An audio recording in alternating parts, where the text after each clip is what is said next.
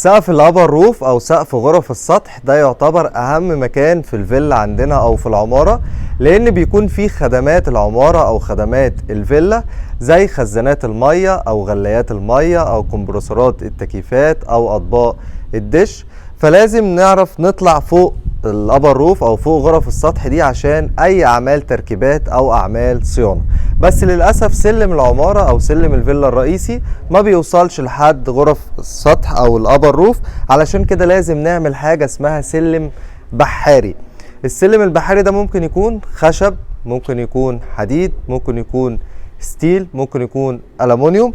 احنا هنا في الفيلا في كومباوند مافيدا عملنا سلم من الستيل المقاوم للصدى، بحيث ان هو شكله يكون جميل جدا وفي نفس الوقت وزنه خفيف، طريقة تثبيته سهلة جدا، وعمره الافتراضي بيكون اطول. ده السلم اللي احنا عملناه مصنوع من الستيل المقاوم للصدى. طيب ايه مقاسات السلم اللي احنا نعملها بحيث ان هو يكون مريح او سهل الاستخدام؟ المسافة بين الدرج او الحتة اللي انت بتدوس عليها علشان تطلع بتكون من 20 سنتي ل 35 سنتي. طيب عرض السلم نفسه كام؟ يعني المسافة اللي انا هطلع عليها تكون كام، او المسافة اللي انا همسك بايدي عشان اطلع تكون كام؟ بتكون من 40 سنتي ل 60 سنتي. احنا هنا عملناها كام؟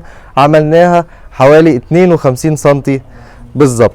طبعا السلم ثبتناه هنا في الارض وعملنا له شداد في الحيطة، ولو لاحظتوا هنا هتلاقوا ان السلم طالع لفوق. ممكن نرجع ورا شوية، السلم طالع فوق وداخل جوه ومتثبت برضو في الارض جوه. طب ايه فايدة الدراعين اللي هم طلعوا فوق ونزلوا دول؟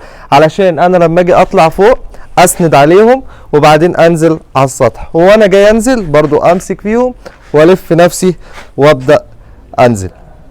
السلم ده تعتبر تكلفته اقتصادية جدا ويعتبر ارخص من السلم الحديد. اي حد عايز يعرف تفاصيل الستيل، يعني قطر المواسير دي بيكون قد ايه، وقطعها ايه، قطاع الستيل بتاعها رقمه كام، او تكلفته كام، او بيتنفذ في وقت قد ايه، ممكن يكلمنا على الرقم بتاعنا او يبعت لنا على الواتساب.